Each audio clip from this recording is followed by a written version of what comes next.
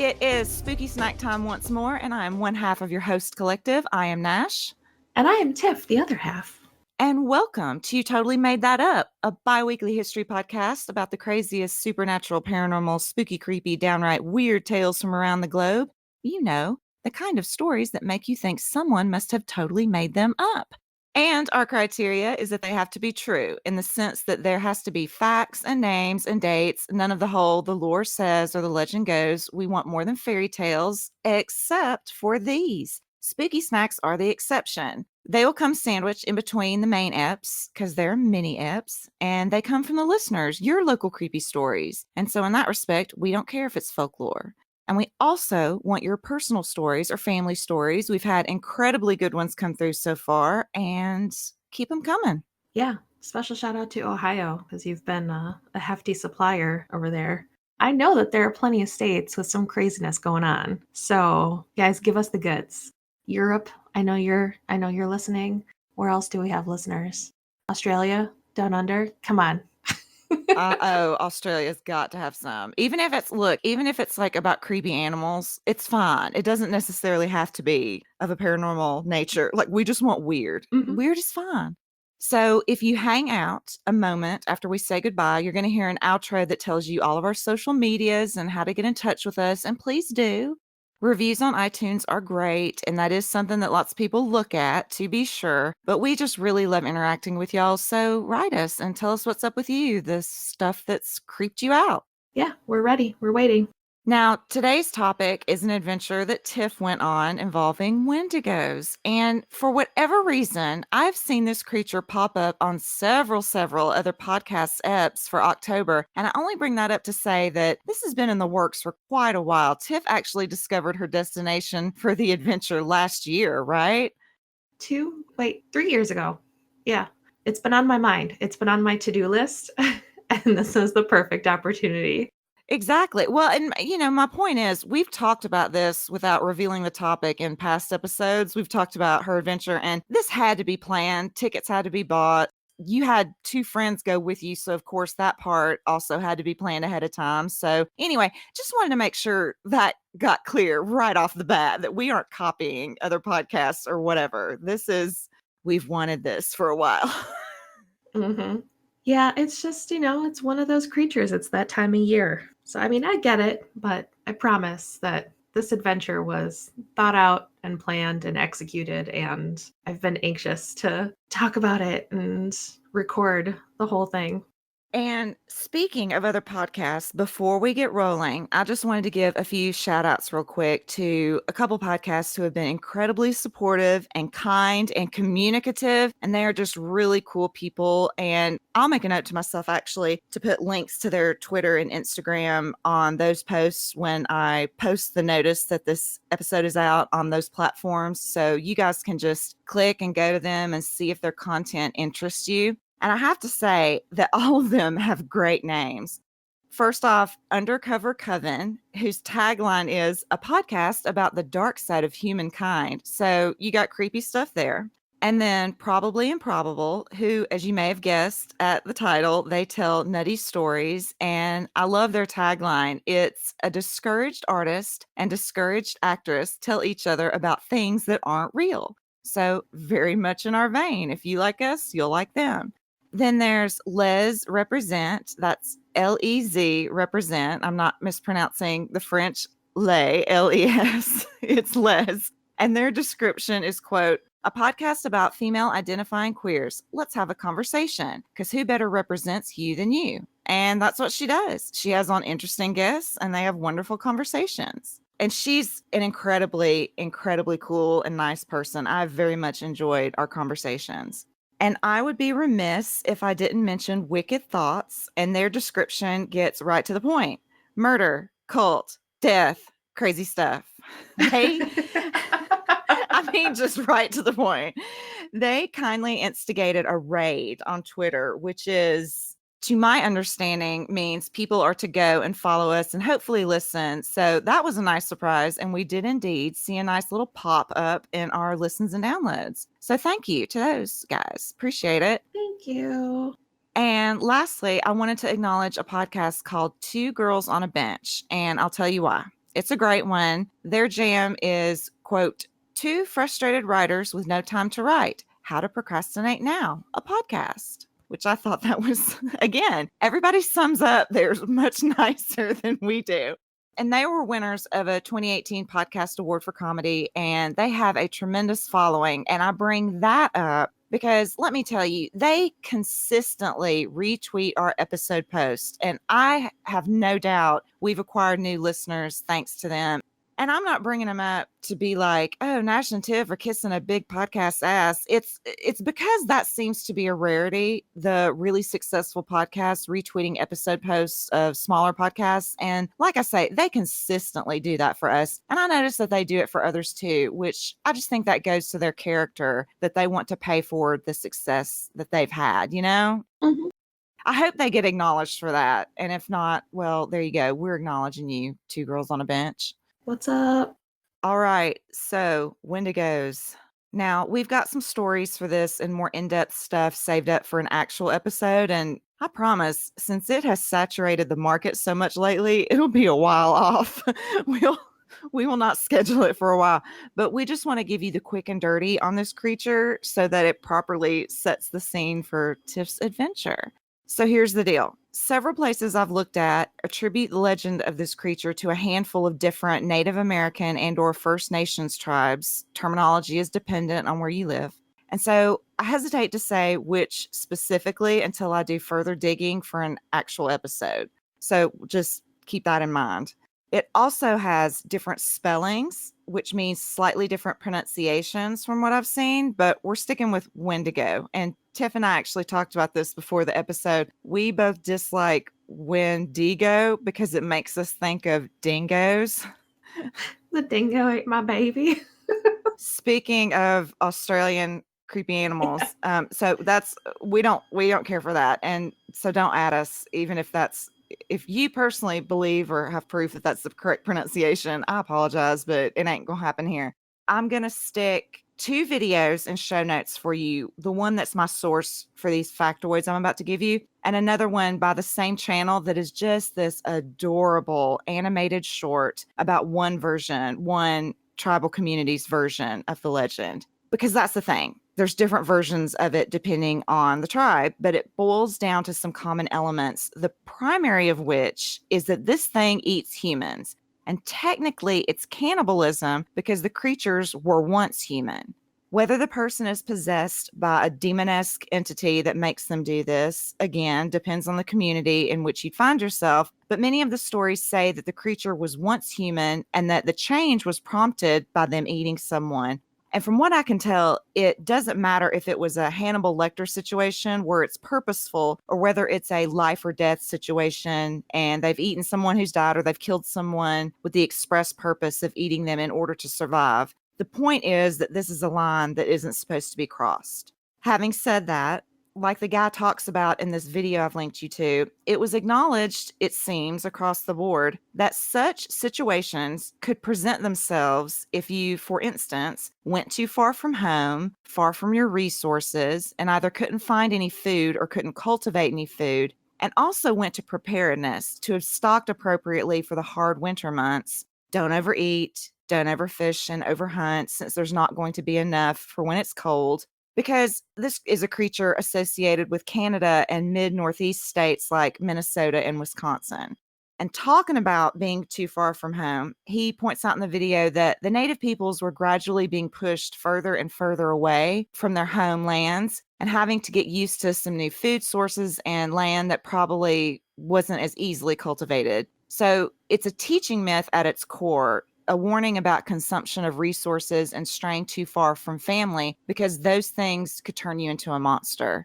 And he goes on to talk about some other things like Wendigo psychosis, which, spoiler, isn't a thing. But like I say, that's going to be for the big episode. A common element, though, is that the Wendigo is never satiated. No amount of eating ever fills it up. So it's always just absolutely ravenous for more. Now, here's the appearance of this stinker. I put a cartoony one in the image for this episode, and you're going to get more images courtesy of Tiff, but I'll describe a couple variants for you. In some, it's the size of an average human. In some, it's a giant. In some, it's Bigfoot-esque. in some, it's wolf-like. And our little illustration has a rack of horns, and a Google image search will show you more of those. And that's the version that the TV show Hannibal went with.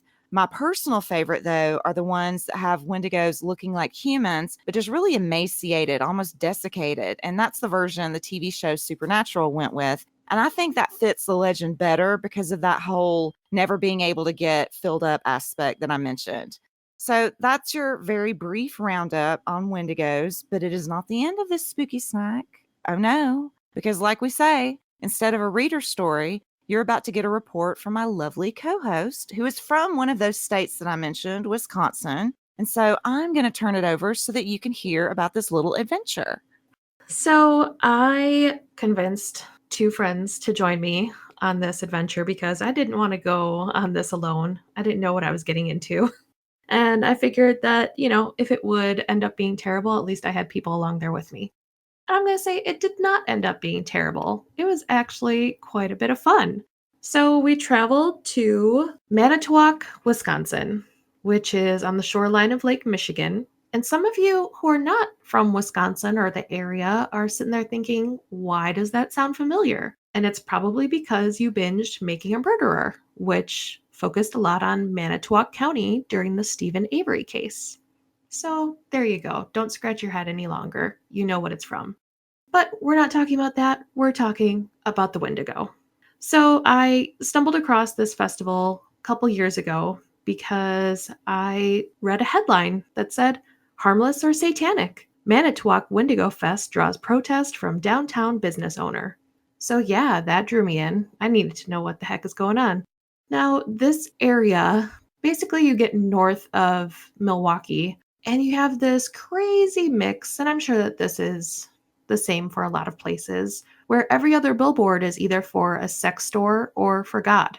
So it's an interesting mix of hedonism and make sure that you're watching out for Jesus. So of course there's quite a bit of You can go to the booby bungalow and then stop at church on your way home. yeah, leave room for Jesus. That's all you need to know. So yeah, so of course there's a lot of people that are like, no, this is totally cool. And then there's quite a few people who are like, no, you're bringing Satan. So this local business owner was concerned because she did her own research and she turned up old Native American legends about a creature called the Wendigo. Now she came across information that said it particularly focused on young children. She was concerned because this festival on this year, the first year that was going to be happening, was going to be from October 6th through the 7th. And when you add up those numbers, you get 13, which is a number associated with evil. No, it's not. And I hate people. I do. Oh my God. I love our listeners. Mhm. I love our listeners. The festival was going to be concluding with a big parade. Now, instead of going the normal way down Main Street, whichever way they go, they were going to be going the opposite way. And she was concerned that going backward on the main street would welcome the devil, which I don't really know why the devil cares what way you're walking for a parade, but No, Stan has no preference. Stan has zero preference in which direction you take your parade. He's happy to attend either way as long as you send a blood engraved invitation. she obviously did not succeed in keeping the festival from happening. So now it's on year 3. And Don Daybeck, who owns the Dead by Dawn Dead and Breakfast and is one of the organizers and a member of the Wendigo Society, said that they chose the figure of the Wendigo because it wasn't already overused. They could brand that and make it Manitowoc's own. Manitowoc is a Native American word, and so is Wendigo, so it's a Great Lakes thing. So the Wendigo essentially became the mascot for this little festival. And it's really not a devilish thing. It's not Satan. It's, we're not worshiping Stan on the lakefront there. It's really just a Halloween fest. It's like kickoff to Halloween month. Let's just all get together and hey, we've got this local legend. So let's just roll with it. And it really is a local legend. There have been Wendigo sightings as recently as actually earlier this year. A story about that focuses on a man who's identified as David W., and he apparently recently moved to the area with his wife.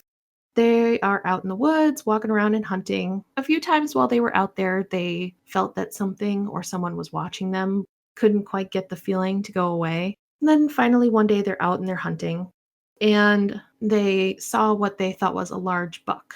And as they approached it, they saw what appeared to be a bear standing on its hind legs and scratching its back on a tree. But then it extended a long arm, and they found that it had an oddly shaped head, long ears, actually stood up about 8 to possibly 10 feet tall, and was very gangly limbed. It ended up taking off, but then as they walked back to their truck, they felt like something was kind of walking along with them, even if they couldn't see it. So as they get closer to their truck, they see a deer out in a field. He shoots it with an arrow, blah, blah, blah. There's this whole thing about the arrow going missing, and they had to find it, and it was somewhere that the arrow shouldn't have been. And then all of a sudden, they smell the worst smell, and it was a mixture of rot and mud and sulfur. And part of the whole Wendigo legend is that it does smell essentially like death, and it's supposed to be completely terrible, and that's how you know that you've got a Wendigo in your midst. They got scared, bolted right on out of there, and they've been scared of the woods since then. So this creature is cool and it's creepy and it is perfect for Halloween. So this year, the fest was held the first weekend in October. So really, that whole 6 plus 7 equals 13 thing doesn't necessarily hold true. It just was the way the calendar worked that one year. They go for the spooky factor as much as possible. When you first enter, you can either walk into the festival or they have an art gallery, which was actually really, really cool. They had they had pieces from artists that were from all around the world. They were haunting and beautiful, and one even had teeth in it. So if you are an art collector and you're going for something that's possibly going to give your friends nightmares. Right. Oh, and this festival, by the way, we are not sponsored by these people. We'll link you to them, but we're not No, sponsored. yeah. It I'm sounds going to be like dropping a whole bunch of things in here. None of this was sponsored. It was just completely me wanting to go and do something fun, and it happened to coincide with stuff that we talk about. So exactly. if somebody Exactly. wants to sponsor us, well, hey, listen up and you'll find out how to get a hold of us. But no, this is really just for fun. So yeah, so there are the artists there, and then you can walk into, as I mentioned before, the Dead by Dawn Dead and Breakfast. And this operates year round. You can stay there and you can rent a room and, spend the night just like a regular bed and breakfast. Or you can go for one of their other options where they keep you up all night by scaring you and just being super creepy. This is just the best business idea I've ever heard. The name is fantastic. The shtick is perfect. It's right up our alley. Love it. Yeah, it's like you basically are like paying to stay at a haunted house and you know that shit's going to go down, but it's obviously going to be fun. I mean, like I said, they operate year round, so things must be going well. And their lobby was just full of decorations. It was like you're walking into a haunted house. It was really, really cool. So I do need to kind of let you guys know that I did not get to have the full experience for the fest. The day that I went, of course, it was rainy and it was cold. And being right on Lake Michigan, it was windy. So some of the experiences, some of the things that they had set up, we didn't get to enjoy. But the organizers did the best that they could with the weather and they tried to make it happen. There was like a little side stage that they had all arranged that had like different performers. There were aerialists. There was a woman doing like human pincushion kind of things. And they had dancers, they had belly dancers. There was a fortune teller. There was like a little escape room that you could do. They had a main tent where they had bands playing to keep you entertained. And it was uh, an interesting mix of bands. um, None of which, I wasn't familiar with any of them, but I can say that I was entertained by all of them. There was one, and they described themselves as horror punk. Which I'd never heard of, but makes sense. It does. Yeah. Yeah. They play around Wisconsin quite a bit. Their name is catchy. It's a rat bat spider. Wait, what? It's just rat bat spider. Rat bat spider. Well, why isn't that a podcast? My God. Who knows? Maybe they do have one. I should check it out. Today, episode 125. We're going to talk about bats again because that's all we talk about is rats, bats, and spiders. Mm-hmm. Yeah, and so yeah, that's not a name you forget. There was little something for everyone, and it was really cool to see how some people got really into it. I mean, these costumes, and there was a little girl that I had recognized from the website from years before, and she does these super creepy costumes. One year she was Annabelle, and then this year she actually had this whole toy box rigged up with old toys, and they all looked kind of dirty and dingy. And she sat in the middle, and she had makeup on and her hair all done, and all of a sudden you'd get up close and she'd just blink. It scared the hell out of my friend that was with us because she didn't realize there was an actual person in there. There was a whole area full of vendors, and this was at the Wendigo Mall, spelled Maul, and it was a spot where you could, quote, shop till you drop dead. This is just I love this. This is genius. I'm minored in marketing in undergrad, and so every one of these names I am in love with. Yeah, it was so great. And so the vendors were all around a whole bunch of parked hearses, which I learned after doing all of this that there's actually like a hearse society or like club. It's almost like, the classic cars, and how they do like car shows, but it's all for like hearses and funeral cars. I had no idea that there was a whole culture around that. No, no, this is today I learned. Yeah, I was today years old. So that was pretty cool. So anyways, this they've got the whole vendor area, and it ranged from kind of run the mill stuff where you've got the buttons and you've got little jewelry and various fandoms that they made pieces for, to customize Ouija boards, hand cut, hand painted, and they depicted different, spooky scenes or witches or bats.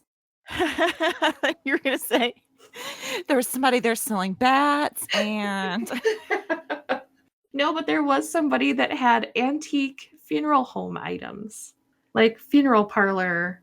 There were jars that had labels for different chemicals. There were different plaques that you would have like on the funeral car or embalming room. no, I was about to say I have 2 shelves full of antique apothecary bottles. So I'm not throwing stones. I get it. Yeah, it was really really cool. Some of it's very niche. That's a very particular market I feel that they're going for. But if anyone's going to draw that kind of crowd, it's going to be the Wendigo Fest. And then, of course, in the middle of everything, there was the Wendigo. And it was unfortunately not a real Wendigo, or maybe fortunately, I don't know. Maybe they like to party. We don't know. No, we don't know, and I feel like, God, we've misled the listeners now that you've spilled the beans, that it was not a real Wendigo, but it was impressive. I've seen the pictures. It's quite impressive, as a matter of fact. Mm-hmm. Yeah. And they really went for it. I mean, it was a cage in the middle of the tent where people are gathering and they're getting drinks and they're listening to their thrash, metal, horror punk, glam band music. And I mean, this person had this elaborate costume. They went with the horns, bloody mouth. They're up on stilts. So I think this person was standing up, probably 8 feet tall, and just reaching and clawing at people and being the creepiest asshole that they could have been in the middle of this fest. And then I did stay for the parade that went whichever way on Main Street. I'm guessing it's backwards. I don't know how the parades usually go in Manitowoc. Leading the parade was Miko Hughes, who is an actor that you probably know from the original Pet Sematary and from Wes Craven's A New Nightmare and also Kindergarten Cop. I think he was the kid that talked about penises and vaginas. I was hoping you would tell this part of the story because this is the part of the story that you told me, and it was great. This poor guy, this poor guy. It's not their fault that it got rained out, and so attendance was low. Let's preface this part of the story with that. Yeah, like I said, the my experience was tainted by the rain and the weather because it was miserable. Yeah, I was like, we walked into this tent and he's just hanging out there, and I was like, "Oh, hey, what's up?" It's like, "Nothing. It's cold." I'm like, "It sure is, buddy." He had his little hand heater and he's just kind of standing at a table and was waiting to greet fans. He was very friendly. He was very nice. But I definitely felt bad that he was just kind of like hanging out and didn't have a whole lot to do while the weather destroyed the festival. I mean, at one point it was blowing over tents and blowing over decorations. And so that did kind of suck. But he did get to be the grand marshal for the parade. So hopefully, Wow. hopefully that, made his weekend worth it. Didn't you tell me he did like an Instagram story of He did. He did. And I hope that you guys can find it out there somewhere. He did a whole Instagram live of the parade. And because, like I said, the weather was really crappy, the parade ended up being a lot smaller than they anticipated. So I think there was like 3 blocks of like nobody on the street, but the parade was just going because they had their starting point and their ending point. And so he's just on his Instagram story and he's like, what the hell is going on here? This is so weird and awkward. And just kind of like talking about stuff. And Pet Cemetery was just on repeat in the background. He's like, oh my God, this song. I'm so tired of it. if I never hear this song again. Yeah. But yeah, finally he made it over this little hill and he can actually see there were people at this parade. He's like, oh, thank God. So yeah, it was an experience and I do hope that I get to go again and I hope that I get the full, Monty, the full whatever without it getting rained out because I would love to see this thing in full swing. I feel like, it's only in its 3rd year. I feel like it's got a lot of potential and I do hope that it continues to grow because, it's a fun way to kick off Halloween month. It's that first weekend in October. Everyone's like, I'm ready. I am so set to go. They've got their costumes. They want to just hang out and have a good time. And all centered around the creepy, wonderful, mysterious Wendigo. So I hope that I'm encouraging you guys to go on your own adventures. And if there's that weird festival in town, go check it out. And you might have a really fun time. And then afterwards, while you're in full costume, go to Applebee's. That's what we did. That was my next question. Is that what you did? Oh yeah, we did. Yeah. Full makeup, total just yep. They were very alarmed, I think is a kind way to put it when we walked in. Well, But what were you dressed as? I had kind of a witch zombie, I don't even know thing going on. It wasn't like anything in particular. I just kind of did makeup that made my eyes look all diseased. Okay, that's a word. That's Mhm. good. What were your friends? Did your friends do anything? They kind of did a zombie kind of skeleton face kind of a thing. But of course, it had been hours. And like I said, it had been raining. So everything was smeared. And You were we melting. were I like that. we were melting and waterlogged. And we're like, please feed us. But they were very nice. So thank you, Manitowoc, for being so accommodating and allowing fun, non satanic festivals. Yeah, and again, you're right. We encourage people to do that and report back to us, and we'll read it for an episode. And don't get armed and pump your shotguns and run off into the woods looking for a Wendigo. We don't encourage that. But Mm-mm. I was trying to think of something that I could do, and all I could think of was trying to talk my cousin into this. And she's a sweetheart, so she'd likely say yes, but talk her into going to the Bell Witch house and cave because I can't think of a damn thing that's closer to me in Nashville. And the key is the closer it is to me, the more likely it is I'll do it. And that just goes for friggin' everything, not just stuff for the podcast. So no, it's like 45 minutes to an hour away from where we both live, and the tickets are cheap. I know there's a fall festival going on that involves community theater plays, and bless them, but I checked, the tickets are a little steep for that as compared to the basic cabin and cave tours that they give mostly year round. I don't think they do it in times where the caves are, I don't know, something like it's more dangerous in the spring or something. I don't know. Hmm. But I'm also cheap, so I'm gonna go whenever the tickets are the lowest. Yeah.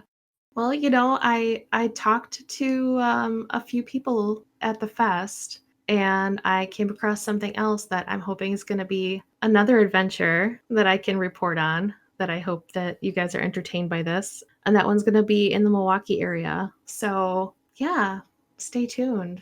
If you've got something in, I'll say, southeastern to south central Wisconsin that you want me to check out, let me know because I'm totally up for doing stuff. You totally made that up correspondent. Which is great. I will be the sole editor from now until Jesus comes if I don't have to travel. So I'm so lazy. I'm not only cheap, I'm lazy. But you also told me this, that you met a ton of really nice people that they like immediately subscribed to the podcast. So I thought that was sweet. Yeah. Yeah, it was very cool. I feel like you hear about festivals like this and that one lady that kind of protested it at first, and you get this idea that it's satanic, and you can imagine the kind of people that are going to be showing up for this, and it ended up being, I wouldn't say necessarily family oriented, but family welcoming and a fun time for pretty much anybody. You can find something to enjoy. I can't believe though that guy was up on stilts for that long. Mm-hmm. When the parade came through, I mean, they had even hauled the cage up on the back of a flatbed truck, Oh my and God. it was like when Santa Claus comes at the end of the parade, and you're just like, okay, all right, there are all the marching bands, there's all this. Oh, there he is, he's coming down. You see him in his sleigh with the fake reindeer. But instead, this time it's a flatbed truck with a big cage on it, and this guy in this gruesome Wendigo costume just trying to break out and attack and eat everybody. It was I'm delightful. I'm picturing like a small child sitting on the Wendigo's lap, telling him what they want for Halloween. I'd like a still beating heart and a fresh liver. All right, sweetheart. Then that's what you'll find under your bed when you wake up on Halloween. Mm-hmm. There you go. So just imagine that. Sweet dreams, everybody. So that was your first on the scene. Well, not technically on the scene. We can't do a live on the scene report, but as close to a on the scene report as we can get for the podcast. And again, if you want to hear us do more like this, let us know. If you never want to hear us do anything like this again, let us know. That's fine. I'm got to still trust gonna in the go, new. so you guys Yeah. can either enjoy it with me or not. Right. We might not give you a choice, but we'll know by the listens, I guess, won't we? But we just thought it'd be a nice little treat for Halloween. And yeah, Halloween month continues. We got one more episode to go. You've gotten something every single week. And then next week is Halloween itself. And you're going to get, I said this in the last episode, and I don't think that I'm spoiling it. It is specifically about stuff that's gone down on Halloween's past, and still go down on Halloween's present, and probably will go down on Halloween's future. But hopefully we chose things that are one off that not everybody's doing. Knock on wood. Again, shocked at how many, just scrolling through my Twitter feed, how many podcasts did episodes about Wendigos. But I can say this, ours is unique because I doubt anybody else went to the Manitowoc. Manitowoc, that place festival. So there you go. At least we got unique going for us. Hey, it's something. Yeah. We'll take it. All right, that's it. Oh, and here's one more thing. I've got a long list of podcasts that I try to check out at least 2 or 3 every week, new ones, because on Twitter they do a Follow Friday, and I've started doing that, and I try to list like 4 to 6 new ones every week because I don't want to be that person who lists the same people over and over again. Hint, hint to anybody else who might be listening. But sorry, I can't resist sometimes. Not to be your mom, but I'm just trying to point it out. Might want to vary it up a little bit, give other people some love. Doesn't have to be us. I just mean in general. So I've started doing that, and I heard not on every episode I've listened to of them because it's one that I revisit, but on a handful of them, I've heard them say "stay spooky." Not that that's a particularly original sign off, but now I'm like, should we be saying keep it creepy? We're open to suggestions is my point of what you want our sign off to be. Yeah, wasn't Stay Spooky just kind of something that we said? We're like, We'll go with it. Okay. We'll go with that. There's alliteration, Mm-hmm. So look, this is our sign off. Insert catchy sign off here. I guess what? No children were eaten during the making of this episode can be the sign off for now. It's true. At least not while I was there. I think that's a good sign off, personally. At least not while I was there. Rat, bat, spider for life. Rat, bat, spider for life. Hey, you know what? Fuck it. I'll link to them too if I can find. If they've got a website, we're gonna link them too. We're gonna link the Dead and Breakfast. We'll link the festival. We'll link that dude's Instagram. I've already forgotten his name. I'm sorry. And we'll just link it all. And again, not sponsored. Not sponsored. Nobody. Hey, nobody sponsors this podcast. Anchor does, our distributor does, but that's a little different. So yeah, if you want to sponsor us, if you're another podcast and you want to do promo swaps. What was that? Was that your cat? That's my cat. Holy shit. It was a Wendigo. All right, that's how we're signing off. Okay, bye. Bye.